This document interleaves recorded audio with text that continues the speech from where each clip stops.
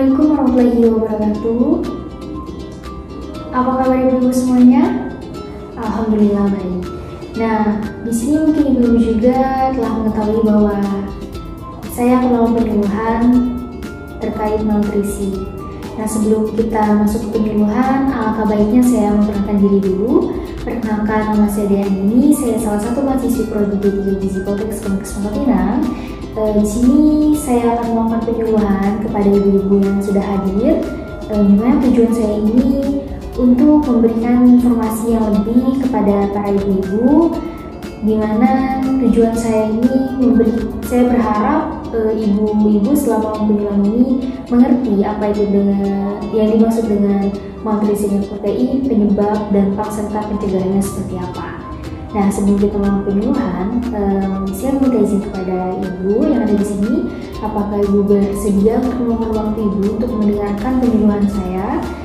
Yang mungkin saya minta waktu ibu sekitar 10-15 menit untuk melakukan penyuluhan ini. Apakah ibu bersedia? Ya, baik. Terima kasih ibu atas ketersediaannya. Untuk mempersingkat waktu, mungkin kita langsung saja memulai penyuluhan ini terkait malnutrisi dan protein. Nah, baik ibu-ibu, sebelum kita mulai ke materi, mungkin ada beberapa ibu-ibu yang tahu apa sih pengertian dari malnutrisi dan protein itu, ada yang tahu nggak? Ya, ibu silakan berdiri ibu. Nah, benar sekali ibu. Jadi malnutrisi dan protein ini adalah suatu kondisi tubuh di mana mengalami kekurangan dari protein yang diperlukan oleh tubuh untuk perkembangan, pertumbuhan, serta fungsi tubuh yang optimal. Nah, malnutrisi dan protein ini sering terjadi pada kelompok rentan seperti balita, bayi, anak-anak, serta ibu hamil dan orang yang mengalami penyakit kronis. Nah, selanjutnya ibu-ibu tahu nggak sih contoh dari malnutrisi dan protein ini apa? Ada yang tahu nggak? Nah, mungkin di sini ibu-ibu belum terlalu mendengar ya, ataupun belum terlalu tahu tentang contoh dari malnutrisi ini apa. Nah, jadi di sini saya mengambil dua contoh kasus, yaitu contoh dari malnutrisi itu ada marasmus dengan kwashiorkor. Nah, marasmus ini bisa ibu lihat dari paparan materi yang saya paparkan di sini. Jadi ibu bisa lihat marasmus ini apa. Nah, marasmus ini bisa dikatakan gizi anak tuh buruk karena dimana ciri-cirinya itu anak ini ciri-cirinya itu mukanya lebih terlihat tua dari umurnya, terus mungkin tulang rusuknya itu kelihatan karena dia mengalami kekurangan energi dan protein itu, dan lalu anak juga bisa dilihat karena anak ini sering rewel, bahkan susah untuk kita rawat karena dia mengalami malnutrisi itu berisiko bahaya untuk anak-anak. Nah, yang kedua itu ada kwashiorkor. Nah, kwashiorkor ini bisa dibilang seperti busung lapar, dimana ibu bisa melihat gambar yang saya paparkan. Kwashiorkor ini mungkin bisa dilihat ciri-cirinya seperti ada cairan di dalam tubuh. Itu bukan kelebihan itu ya, bisa dibilang itu adalah penumpukan cairan. Nah, di sini anak itu ciri-cirinya anak juga sangat rewel karena mungkin dia mengalami rasa yang tidak enak ya di dalam apa yang dia rasain itu. Nah, rambutnya juga dari anak yang mengalami kwashiorkor ini bisa dilihat rambutnya itu mungkin gak seperti anak-anak yang lain, ataupun ciri fisik wajahnya tuh gak normal seperti anak-anak yang usianya. Selanjutnya dari sini, apakah ibu ada yang kurang paham dari ciri-ciri anak ini, ataupun ada yang bertanya? Mungkin ibu-ibu sekalian sudah mengerti ya ciri-cirinya seperti apa dan ciri-ciri fisik klinisnya itu seperti apa. Nah, selanjutnya saya akan menjelaskan tentang penyebab dari malnutrisi ini apa sih sebenarnya. Ada yang tahu nggak penyebab dari malnutrisi ini apa? Ya, ibu silakan berdiri. Ya, tepat ibu. Jadi dari penyebab dari malnutrisi ini beragam. Yang pertama itu bisa karena konsumsi gizi yang tidak seimbang. Jadi di mana mungkin konsumsi anak-anak ataupun ibu-ibu hamil itu tidak seimbang, seperti energi dan proteinnya itu tidak tercukupi. Itu berisiko akan terjadinya malnutrisi yang berlebihan protein. Nah, selanjutnya itu juga ada penyakit infeksi seperti diare, tuberkulosis, ataupun penyakit infeksi lainnya. Itu bisa menjadi faktor penyebab dari malnutrisi ini, karena itu akan menghambat penyerapan dari makanan yang dikonsumsi. Nah, yang ketiga juga ada faktor sosial ekonomi. Dan di mana kalau mungkin akses pangan ataupun ekonomi yang terbatas bisa menyebabkan malnutrisi ini, karena makanan yang dikonsumsi itu tidak bisa seimbang karena faktor sosial ekonominya. Nah, yang terakhir juga yang paling berpengaruh itu juga pengetahuan terhadap gizi ini.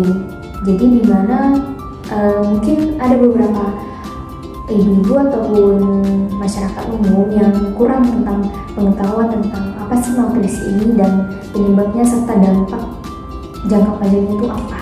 Makanya di sini pengetahuan itu juga berkontribusi ya untuk penyebab malnutrisi ini. Nah, selainnya juga dari penyebab-penyebab ini pasti akan berdampak nih kepada anak-anak ataupun orang yang akan terkena kelompok rentan seperti itu. Nah, di sini ibu tahu nggak apa sih dampak dari malnutrisi apa? Nah, jadi dampak dari malnutrisi itu juga sangat berbahaya, ibu. Mungkin kita nggak bakal mengharapkan ya kondisi seperti ini. Jadi dampak dari malnutrisi itu bisa terjadinya stunting, kayak gagal tumbuh kembang anak, juga bisa mengalami wasting, yaitu kayak suatu kondisi di mana tubuh itu mengalami tubuh yang kurus ataupun bisa dibilang gizi kurang. Terus juga bisa berisiko mengalami penyakit infeksi karena daya tubuh yang melemah. Dan yang keempat juga fungsi tubuh itu akan menjadi rentan terhadap penyakit-penyakit yang bisa memperburuk kondisi dari malnutrisi ini tersebut. Nah, malnutrisi ini bisa dicegah ibu-ibu. Kayak gimana sih caranya?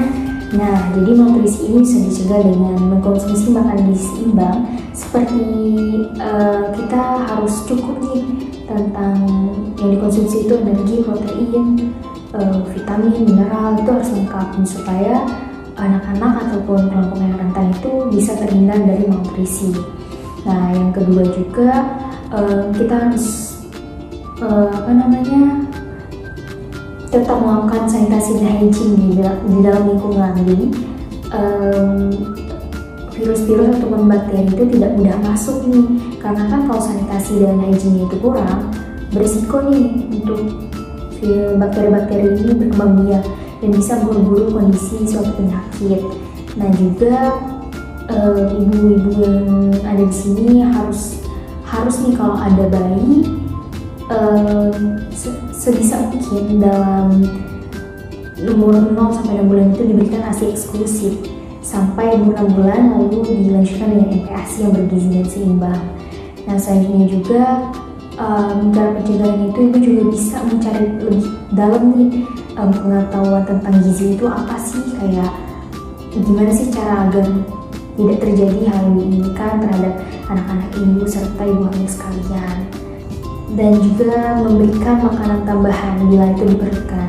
Jadi di sini yang paling penting itu adalah seperti kita tuh harus menjaga pola konsumsi yang kita makan, karena dari pemberian makan itu kita bisa melihat bagaimana sih perkembangan anak kita. Jadi mungkin ibu-ibu yang sudah paham tentang gizi ini lebih bisa untuk mempraktikkan nanti ke anak-anaknya, supaya anak-anaknya ini tidak mengalami hal yang tidak diinginkan seperti malnutrisi energi dan protein ini.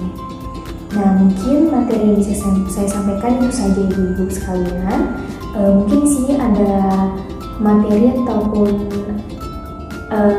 apa yang belum ibu bisa mengerti, bisa ibu tanya kepada saya.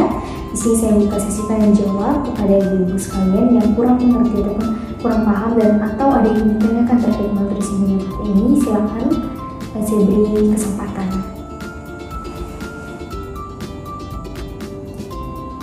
Baik Ibu, silakan berdiri dan bilang siapa nama Ibu dan Ibu berasal dari mana. Baik Ibu, terima kasih atas pertanyaannya. Mungkin langsung saja saya menjawab pertanyaan dari Ibu. Nah, jadi contoh makanan protein, sumber protein itu apa aja sih? Nah, jadi di sini Ibu, contoh-contoh makanan yang bergizi, yang tinggi protein itu seperti Ibu tahu sendiri ada protein hewani serta protein nabati. Dan dimana kalau protein hewani ini kita bisa dapatkan dari ikan, ayam, telur, daging, serta unggas-unggas lainnya. Nah, sedangkan protein nabati itu bisa kita dapatkan dari kacang-kacangan seperti tempe, ada juga tahu, dan kacang-kacangan lainnya. Nah, di sini kalau Ibu mau menerapkan gizi seimbang itu, alangkah lebih baiknya Ibu tuh menerapkan gizi seimbang seperti cukup energi, protein, lemak, karbohidrat, vitamin, dan mineral supaya anak-anak bisa menjaga kualitas makanan yang dikonsumsinya. Mungkin itu saja Ibu yang bisa sampaikan. Apakah Ibu bisa mengerti? Baik Ibu. Apakah ada yang bertanya lagi terkait nutrisi ini? Cukup? Oke Ibu, mungkin cukup yang bisa saya paparkan pada hari ini. Jadi di sini saya akan menyimpulkan bahwa malnutrisi yang dari protein ini adalah suatu kondisi penyakit yang kekurangan energi protein yang diperlukan oleh tubuh untuk masa perkembangan, pertumbuhan, serta fungsi tubuh yang optimal. Nah, penyebabnya itu apa aja? Jadi penyebabnya itu bisa dari konsumsi makanan, pengetahuan, sosial ekonomi, dan sebagainya. Nah, jadi dari penyebab ini pasti akan berdampak nih kepada anak-anak seperti stunting, wasting, terus perkembangan yang lambat, dan juga di dalam penyebab dampak ini pasti juga ada cara pencegahannya. Jadi pencegahannya itu Ibu cukup memberikan pola konsumsi yang seimbang seperti gizi seimbang, juga serta menjaga sanitasi lingkungan, memperdalam ilmu pengetahuan tentang gizi terkait anak-anak ini seperti apa. Nah, mungkin dari itu kita semua bisa mencegah penyakit malnutrisi dari bidang protein ini. Nah, mungkin Ibu sekian yang bisa saya sampaikan dan saya paparkan. Saya meminta maaf kepada ibu-ibu jika materi yang saya sampaikan kurang jelas ataupun kurang dimengerti dari ibu-ibu. Tentu saja kalau Ibu kurang mengerti, Ibu bisa menghubungi saya. Mungkin itu sudah bisa saya sampaikan. Saya meminta maaf jika ada kesalahan kata dalam pemaparan materi penyuluhan hari ini. Saya terima kasih atas waktu dan ketersediaan ibu-ibu untuk melakukan kegiatan hari ini. Saya ucapkan terima kasih dan saya akhiri. Wassalamualaikum warahmatullahi wabarakatuh.